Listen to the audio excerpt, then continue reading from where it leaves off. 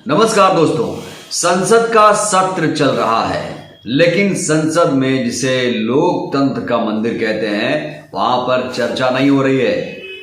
जिसके लिए संसद का निर्माण किया गया था, जिसे हम विधायिका कहते हैं, जहां से कानून बनता है, जहां से बहस की जाती है, गंभीर मुद्दे उठाए जाते हैं, सवाल पूछे जाते हैं, लेकिन सोचिए संसद में चर्चा नहीं हो रही है, बहस नहीं हो रही है। बहुत ही गंभीर मामला ये हो चुका है और कांग्रेस ने इसको लेकर सवाल उठाना शुरू कर दिया है कि सरकार सांसदों को बोलने नहीं दे रही है और इसको लेकर मल्लिकार्जुन खड़गे काफी आक्रोशित हैं। वो लगातार सरकार को घेरने का काम कर रहे हैं और इससे पहले आपको याद होगा कि मल्लिकार्जुन खड़गे ने किस तरीके से माफी मांगो वाले बयान को लेकर सरकार को घेरा था।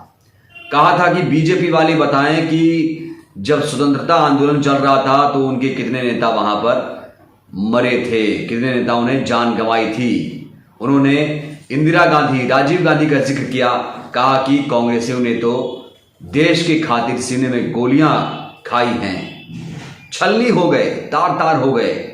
लेकिन बीजेपी का कोई नेता ऐसा है, आरएसएस का कोई ऐसा नेता है जिसने स्वतंत्रता आंदोलन के दौरान कुछ उपलब्धि हासिल की है? ये सवाल पूछे गए थे। तो सबसे पहले मैं आपको बताना चाहूंगा कि संसद का सत्र जो चल रहा है उसमें क्या क्या मुद्दे उठाए जाने की जरूरत है और क्या क्या मुद्दे यहां पर कांग्रेस उठाना चाह रही है। कांग्रेस के दोस्तों यहां पर 4 मुद्दे हैं। एक राष्ट्रीय सुरक्षा का मसला है, चीनी अतिक्रमण, महंगाई, बेरोजगारी। ये 4 मसले उठाए जाने की मांग की जा रही है।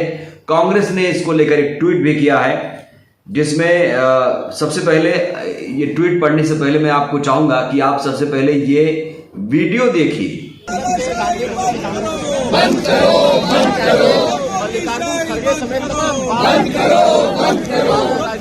जहां पर तमाम पार्टियों के सांसद लामबंद हो चुके हैं और महात्मा गांधी की मूर्ति के नीचे ये लोग प्रदर्शन कर रहे थे, धरना दे रहे थे और कहा जा रहा था कि लोकतंत्र खतरे में है, संविधान खतरे में है, लगातार कांग्रेसी आग बबूला हैं। तो इसी वीडियो पर कांग्रेस ने सवाल खड़े करते हुए कहा है, क्या मोदी सरकार देश के 135 करोड़ लोगों के प्रति जवाबदेह नहीं है?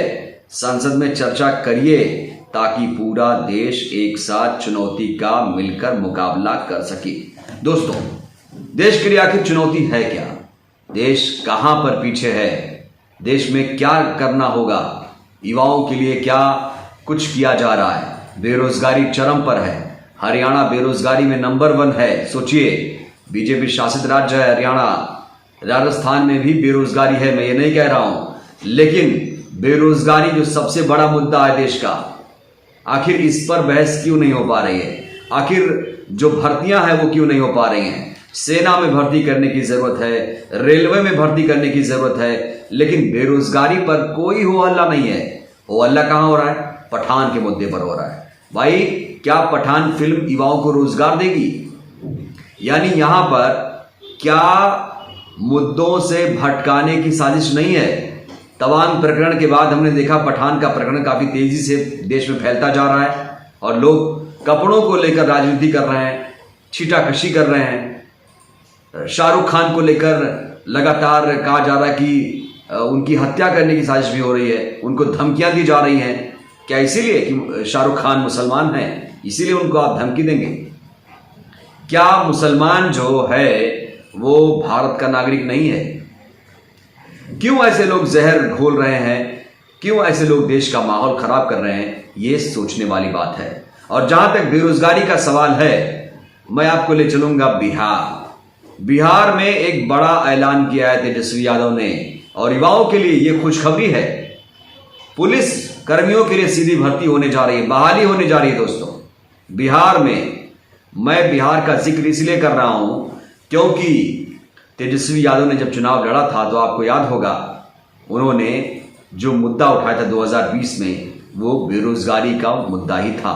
उन्होंने कहा था जब सरकार हमारी आएगी तो रोजगार देगी, 10 लाख रोजगार देगी। इसके बाद जब उन्होंने नीतीश कुमार से गठबंधन किया तो 15 अगस्त 2022 के दिन भी नीतीश कुमार ने एक और ऐलान किया और कहा कि हम 10 लाख रोजगार और देंगे। लेकिन अब धरातल पर वो सारी जो घोषणाएं थी, ऐलान किए गए थे, वो दिखने भी शुरू हो गए हैं। सोचिए, करीब 76,000 पुलिसकर्मियों की सीधी भर्ती बिहार में होने जा रही है। क्या हम बेरोजगारी से बात करने से डरते हैं? क्या बेरोजगारी पर हम क्यों नहीं डिबेट करते हैं? आखिर बेरोजगारी तो बड़ा सवाल यह है कि नेता बेरोजगारी से कतराते क्यों हैं? बेरोजगारी के मुद्दे पर बात करने से डरते क्यों हैं? क्यों नहीं टीवी डिबेट में बेरोजगारी के मुद्दे पर बहस की जाती है? आप देखिए, जो मीडिया है, बड़े बड़े चैनल्स हैं, बड़े बड़े पत्रकार हैं, इनकी जुबान जो है बेरोजगारी के मुद्दे पर नहीं खुलती है। दोस्तों, कोई भी चैनल उठा के देखिए आप, वहां पर हिंदू मुसलमान चलता रहता है, देश को बांटने की कोशिश होती है और मीडिया वाले खुद को सोचते हैं कि बहुत बड़े देशभक्त हैं।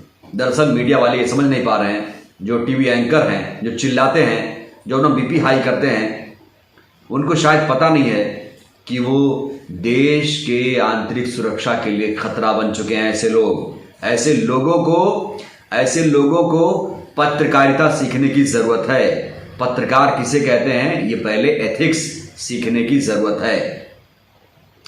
जहां तक बेरोजगारी का मसला है, तो एक ट्वीट बहुत जबरदस्त आया है, नारायण मूर्ति का ट्वीट है, वो मैं आपको पढ़कर सुनाना चाहूंगा। उन्होंने जिस तरीके से प्रहार किया है, कहा है कि भारत में वास्तविकता का मतलब भ्रष्टाचार, गंदी सड़कें और प्रदूषण है। क्या कहा उन्होंने? भारत में वास्तविकता का मतलब भ्रष्टाचार, गंदी सड़कें और प्रदूषण है। इन्फोसिस के फाउंडर हैं नारायण मूर्ति। उन्होंने इस तरीके की टिप्पणी की है कि वास्तविकता क्या है। क्या हम सड़कों की हालत नहीं देखते हैं? सड़कों में बड़े बड़े गड्ढे हो चुके हैं, हमारा पर्यावरण बिल्कुल प्रदूषित हो चुका है। और रही बात भ्रष्टाचार की, तो भ्रष्टाचार भी चरम पर है।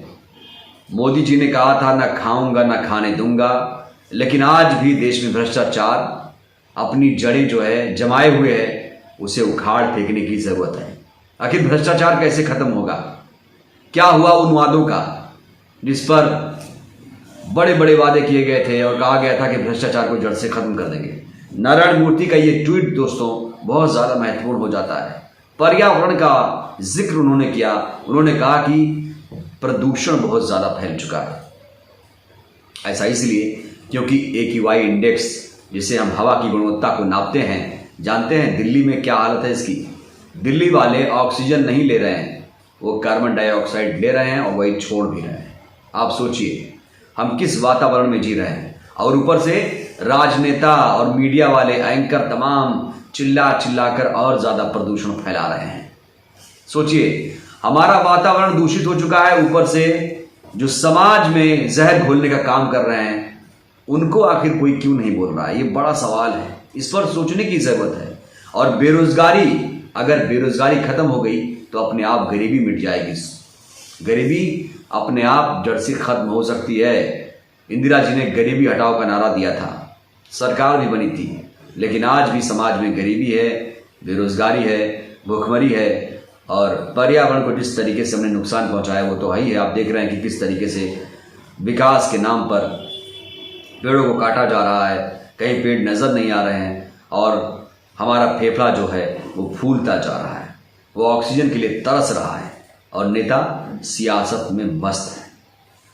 तो जरूरी है, जो मुद्दे हैं, आंतरिक सुरक्षा का मामला, चीनी आक्रमण का मामला या बेरोजगारी का मसला, ये तमाम जो मामले हैं, महंगाई का मसला, इस पर चर्चा होनी चाहिए। क्योंकि बेरोजगारी हो, गरीबी हो, महंगाई हो, भूखमरी हो, ये वो मुद्दे हैं जिसको बहुत जल्दी से जल्दी सुलझा लेने की जरूरत है। तभी हमारा देश और ज्यादा शक्तिशाली बनेगा और ज्यादा मजबूत बनेगा। यहाँ के लोगों की जो प्रत्याशा है, जीवन प्रत्याशा है, वो सुधरेगी, समाज में आर्थिक समृद्धि आएगी और देश हमारा और तरक्की करेगा। तो तो ये सब मुद्दे उठाने की जरूरत है। कहाँ पठान के पीछे लोग पड़ जाते हैं, कहाँ दीपिका पादुकोण के कपड़े पर तंज कसते हैं। ये वो लोग हैं जो अर्थव्यवस्था को नुकसान पहुंचाने का काम कर रहे हैं। ऐसे लोगों को चुन चुनकर उनके खिलाफ कार्रवाई करने की जरूरत है जो पठान जैसी मूवी पर टिप्पणी करते हैं, क्योंकि ये वो लोग हैं जो अकेले में बैठकर पॉर्न मूवी देखते हैं। दोस्तों, पॉर्न मूवी देखते हैं अकेले में बैठकर, और यहाँ ट्विटर पर, सोशल मीडिया पर आकर ज्ञान फैलाते हैं कि हम बहुत बड़े समाज सेवी हैं। इनका चेहरा दरअसल उजागर हो चुका है, जिन्हें अपने अंदर झांकने की जरूरत है। एक शेर है दोस्तों, गालिब लगातार यही भूल करते रहे, धूल चेहरे पर थी और वो आईना साफ करते रहे। मतलब हम ये नहीं देखते हैं कि हमारे आसपास की समस्याएं क्या हैं, हमारे आसपास कौन खाना खा रहा है, कौन भूखा है। हम इस तरह से समाज सेवा कर सकते हैं, इस तरह नहीं, जहर नहीं फैलाकर कि किसी व्यक्ति विशेष को टारगेट करके, धर्म विशेष को टारगेट करके आप इस तरह से नफरत फैलाएंगे। ये देश बिल्कुल मंजूर नहीं करेगा। ऐसे लोगों के खिलाफ सख्त से सख्त कार्रवाई होने की जरूरत है। आप हमारी इस खबर पर क्या सोचते हैं? आप अपनी टिप्पणी, अपना कमेंट, अपना कीमती कमेंट जरूर कीजिएगा। आपके कमेंट का हमें इंतजार रहेगा। देखते रहिए नेशनल दस्तक। नमस्कार। नेशनल दस्तक की आपसे गुजारिश है कि अगर इसको बचाना चाहते हैं तो नेशनल दस्तक को सब्सक्राइब करने के लिए रेड कलर के सब्सक्राइब बटन को दबाएं, फिर बेल आइकन की घंटी दबाएं। नेशनल दस्तक को बचाने के लिए बहुत जरूरी है कि हर खबर को शेयर करें, लाइक करें, कमेंट जरूर करें।